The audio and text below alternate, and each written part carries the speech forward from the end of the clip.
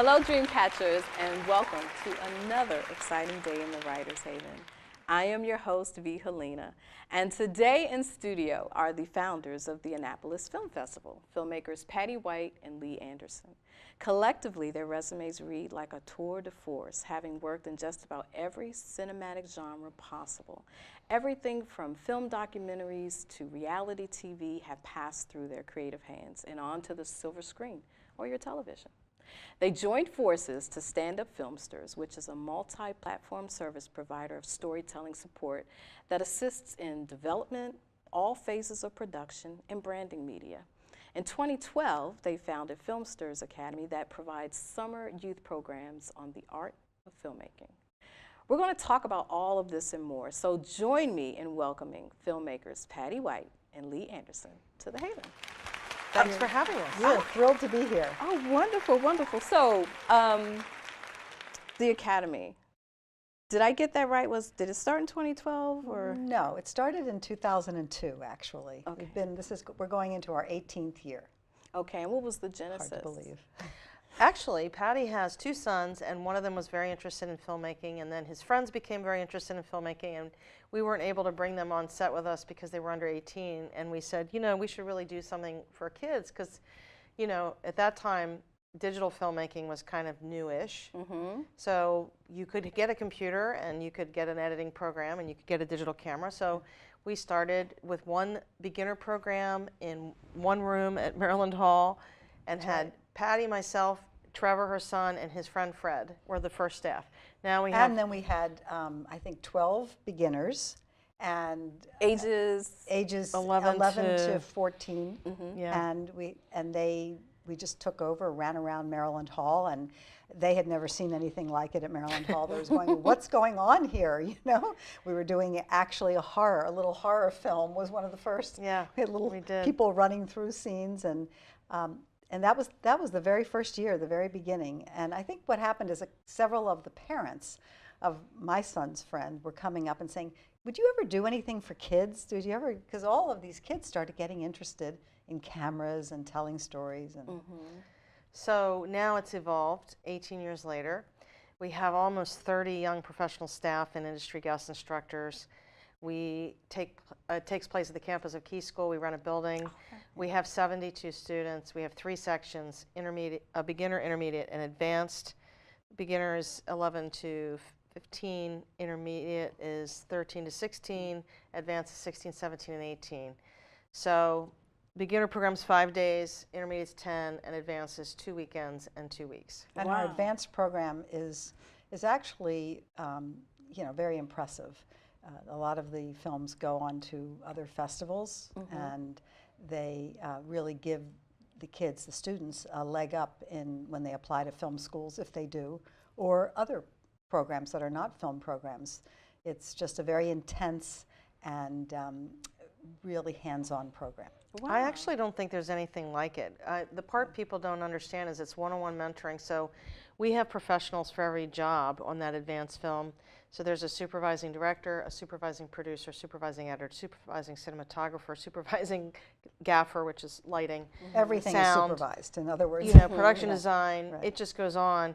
And we've had guest instructors come and say, these kids have no idea what they're getting. I didn't get this till my last year at USC. Yeah, I was going to say, it's like college level. Right. And type of they last couple of years, they've been Yeah. shooting on at least a 4K red with, you know, we have Steadicams, we have drones, we have sliders, we have Dana dollies. And for the younger kids, and the older ones as well, but we have a complete costume room, we have hair and makeup, we have special effects. With the stunt we have coordinator come stunt in. coordinators. I mean, so, Wow. you know, we have a green screen. I mean, we have all the things that give kids a chance to really understand what filmmaking is all about. You know, Yeah, it sounds like a great program. I know that a lot of the high schools are now, maybe even middle schools are really getting into that. Yeah. And then to have a program in the summer to continue that education.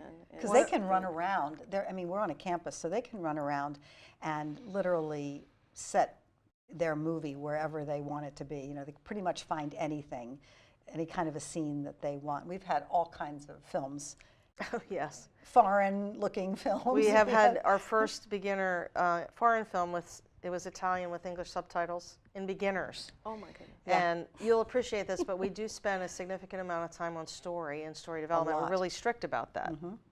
That's kind of where, I think that's where we're kind of getting our credentials in the industry, like from the colleges, is that the kids come there and they understand a lot of the language and all of that, but that's learnable. But the story and understanding how you take a story from a pitch to you know, A page. actually to the page, and to And production, everything in between, yeah. and to after Performance. you know, and then a completed edit.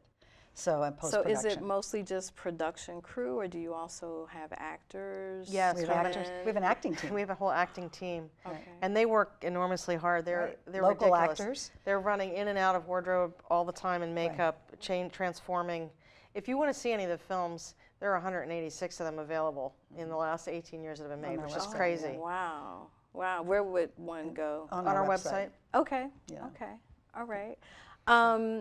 So, I mean, talking about this camp, certainly you guys have a love for filmmaking, and your separate accomplishments alone are just extraordinary. And so I'd like to dig a little bit deeper and talk more about you, the filmmaker, and how you individually got into filmmaking. What drew you to that art form? You go. No, you can go first. Oh boy, I have farther back to go. So I'll see you in 5 years. Anyway, yes, I didn't always know I wanted to be a filmmaker. Let's put it that way, or even in this field. I was a political science major and a journalist, and that's how I went through college. Found my way to CBS News in New York, and worked on some of the highly political areas, and then found myself really drawn to the short documentaries that were on, like 60 Minutes, and the long form CBS reports, and then the shorter ones like magazine shows. And what kind of jobs did you hold? I went all the way up there. So I started out as a basically production assistant or assistant, and became an assistant producer, and then became an associate producer, and then I became a producer, and it just it went, and I was completely immersed in this. I loved it so much, and it was an amazing run, you know, and I loved every bit of it, and Patti, made some films. For those who are, and I call the audience dream catchers, there are people who have a dream and they're looking to catch it. And you guys are definitely dream catchers because you've had a dream and you've caught it. So what would you say to someone who's looking into getting into the field of production, just in the way that you started off? Because as you said, you didn't start off having majored in it. Right. You just decided at some point that, you know, this is something interesting, let me dive into it. What advice would you give Well, to for me, it was a crossover, you know, so I wasn't in the film world, so to speak, but the journalism world was getting into documentary and getting into storytelling, and I found that to be the place I really wanted to be. But I think so for people, and we tell this to the kids at our camp too, is that you don't have to know exactly. What you have to know is that you want to tell a story, and you want to tell it well. There has to be a beginning, a middle, and end, an arc, a journey of some kind. You know, you have to be able to understand how characters develop. And a lot of times people just think of the art of it, you know, because filmmaking is beautiful. And, you know, you can go to a lot of films and see the great auteurs and say, wow, did you see that footage? It's wonderful. Yes, I did, but, you know, there wasn't any story there. I mean, that's part of the problem, is that to combine the two. And that's what really gets interesting. And I think a lot of people don't know what they really want to do until they get into a field and start to have jobs. And I mean, when I was at CBS, I thought I really wanted to be in sort of harder news at the beginning. And then I got drawn into this storytelling part, and, you know, into films that actually, really spoke to me. And I found myself fighting to get ahead, to go up the ladder that way and come in, and by doing that, I came up with story ideas. And I would take them to my executive producer and I would pitch all the time. I've got a great story. I'd go in and I've got a great story. You aren't going to believe this. You need to sit down. You've got to hear this. So I want to get into your process of developing your story. But I want to turn to Lee for a moment and just kind of talk about how you ventured into this art form. Interesting. I went to school here, I ended up in school in Maryland, so I went to Salisbury, which is now university. Back then it was college. But, they had a new major called communications then, and that was a little bit of everything. But I got really hooked on it was the era of MTV was emerging, VH1. Yeah. Everybody was doing music videos. It was an exciting time, and I wanted to be involved in that. And television was bursting from 4 channels to cable, and that was when I entered this. So everything then was tape, and non-linear editing was not existent. You had to actually figure out your story on paper first and then cut it together. See, I learned on film. She had to learn the hard way. Yeah, that was the horrible technology era. But yes. So it became, as we said then, there was a group of us all bitten by the bug. We just loved watching a story be captured and come to life. So I was initially focused on news, and I worked for television, but I started a magazine show at this college that aired on local television, and then that still goes on today. It's my legacy at Salisbury. It's called Seagull Magazine. So all the film people still do that, and they tell stories on campus and in the community. And then I just took whatever job I could get. I got hired first at WMDT. As a? I got hired the only job I could get was to produce commercials in the commercial production department. So I made lots and lots of car commercials, which was very boring. I tried very hard to make it interesting. I'm the person that created all the sub-stories for the Preston car commercials. We had the Preston Frog. So we did stunts. We had them parachuting in. We had all this this story about the Preston Frog in every commercial, kind of like Mr. Bill. Remember Saturday Night Live had Mr. Bill? So we did that.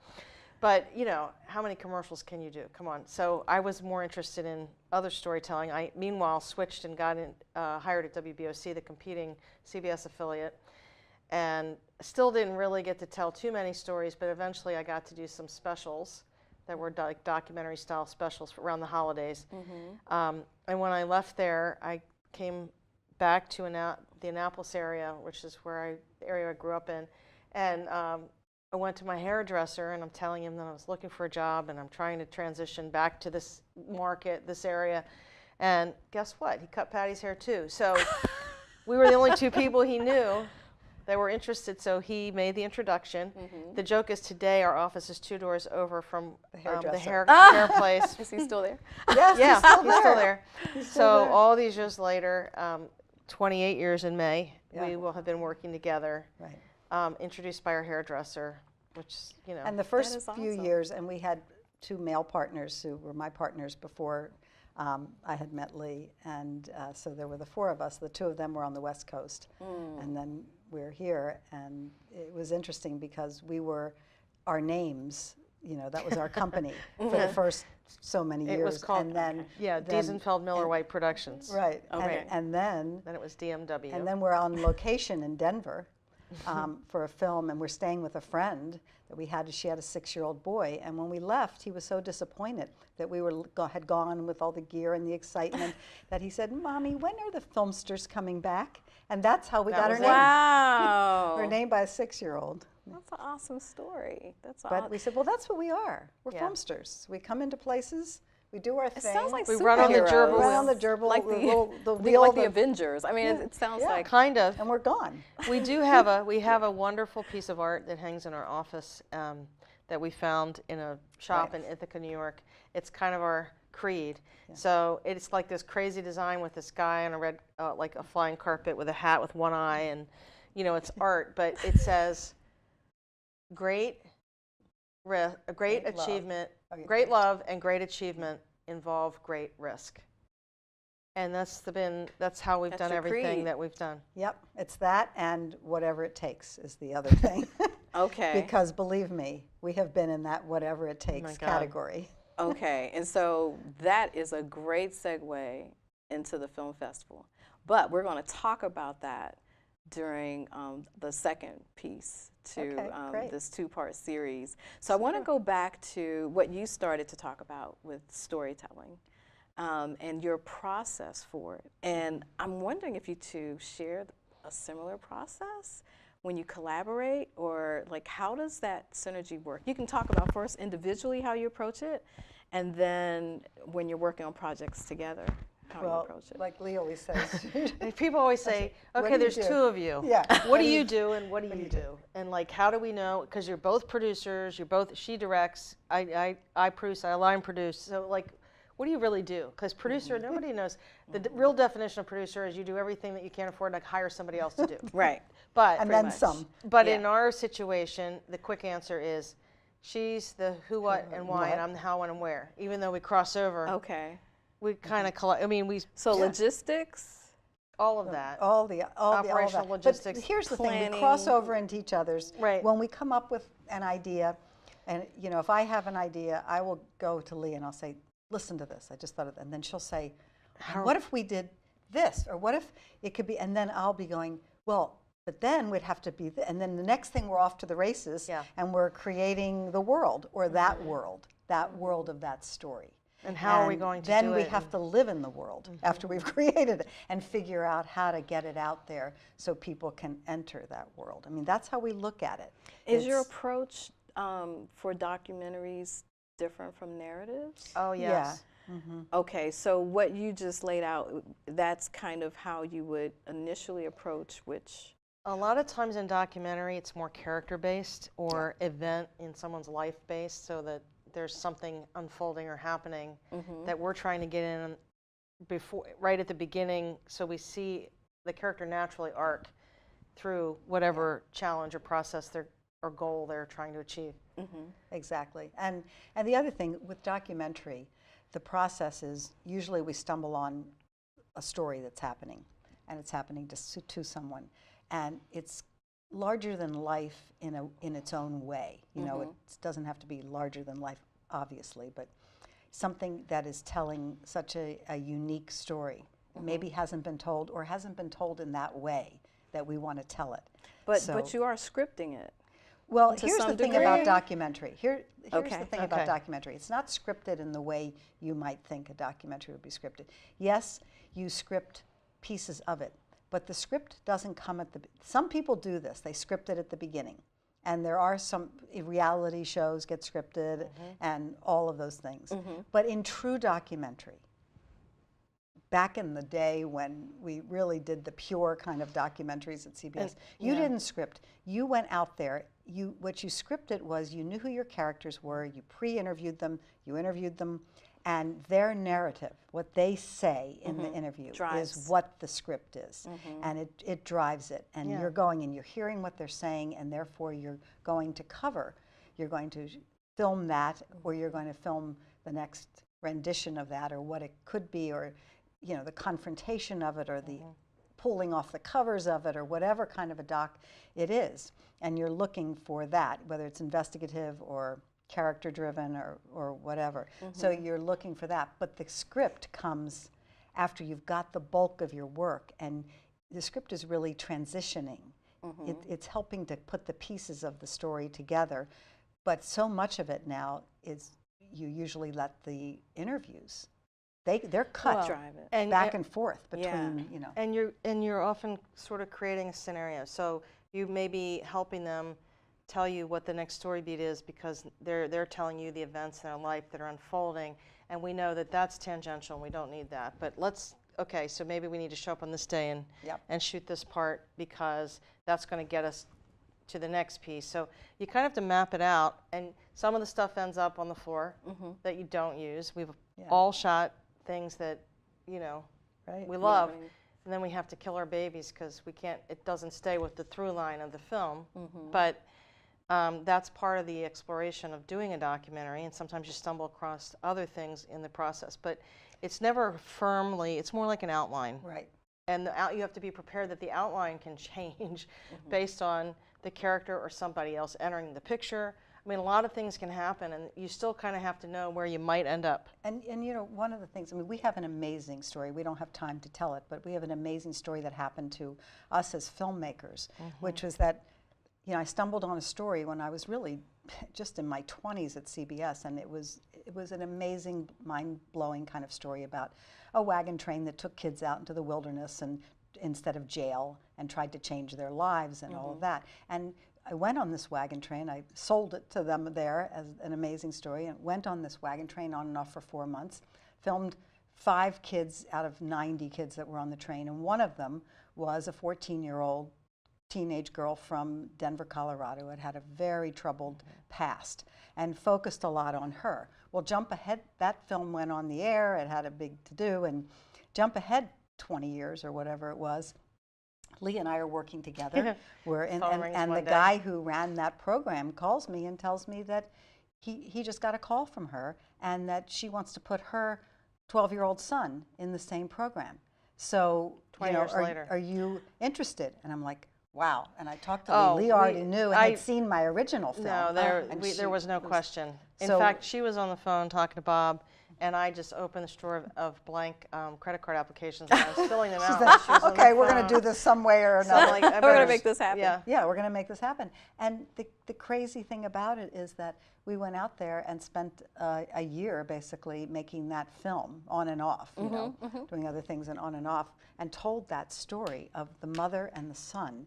Now, you know, I mean, it was amazing, and we got the old footage from CBS. We were able to get back there and get the old footage to put the mother and son at the same age in the same program, dealing with the same people. I mean, it's sociological. Yeah. And then the absolute craziest thing of all is that jump ahead another 12 years or so, and my sons, who were teenagers at the time and saw what we were doing and were around us and met the boy James and got to know him, when he ended up in prison because they wouldn't let him. Denver wouldn't let him stay in the program, so he ended up at home. He ended up in a prison when he was 15 years old and didn't get out till he was 18. And when he got out, being exposed to that filmmaking process got him very interested. He ended up going out to LA, looking up my sons, telling them his story, you know, as a peer.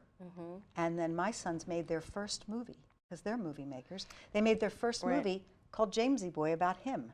Shot here in Maryland. Shot here in Maryland. Filmed at Jessup Prison and in South Baltimore. This is how all these generations of, I mean, if you know when you're dealing with people and you're telling their stories, we just are not the filmmakers that throw them away.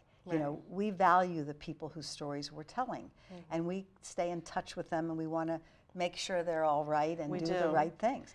James, by the way, is now a big producer for Vice. He's an amazing He's doing great. Oh, he's the kid that they wanted to throw up, lock away, and throw away the key, and he's amazing. Right. So it debuted or premiered. Was it last year or the year before? What, Jamesy Boy? No, it was 2013, I think, that it came out. Yeah. 14 at the festival, the second year. Right. 14. Okay. So I still hear you people know, talking I mean, about that the film. thing is, it's a great responsibility when you take someone's story in a documentary versus a narrative version where you can change it and say it's based on creative a license. true story. But a documentary, you're asking someone to show it all, warts and all, pour their heart out. But there's also something really therapeutic about doing documentary, because sometimes when you interview someone, it makes them accountable to themselves because they said it to you on camera. So often, quite often, it's like, okay, I said I was going to do that. Now I'm going to look silly if I don't, or I'm going to at least try. But it sort of holds them accountable to something because they're sharing that story and they know other people are going to see it. And then, if they can't handle it, if they can't contain that, then it all falls apart.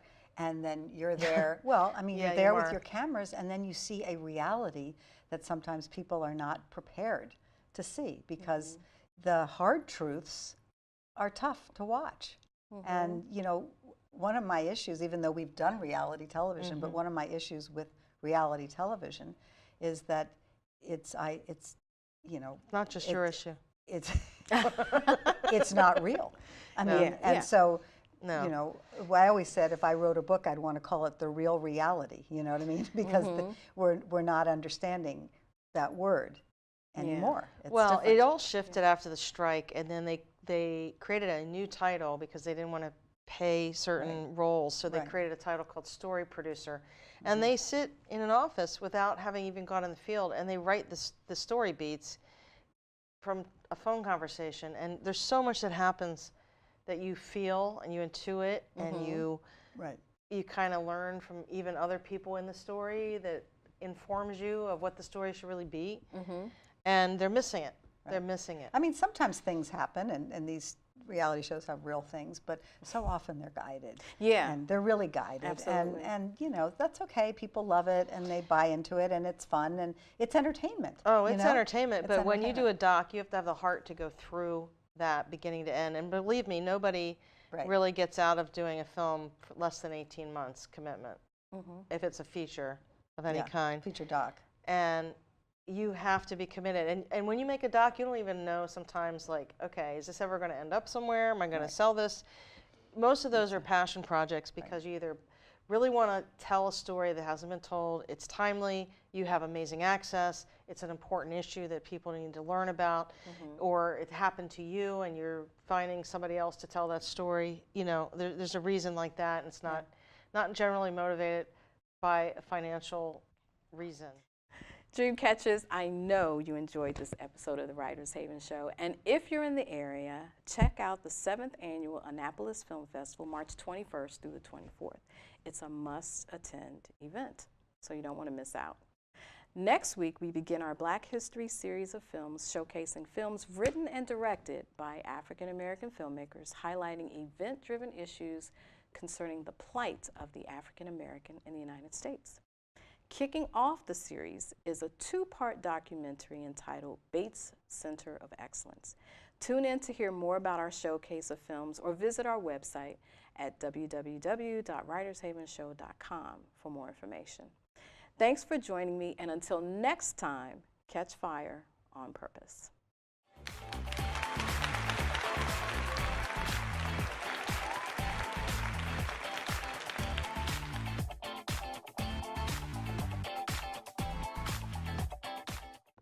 Dreamcatchers, welcome to another exciting season of the Writers Haven Show.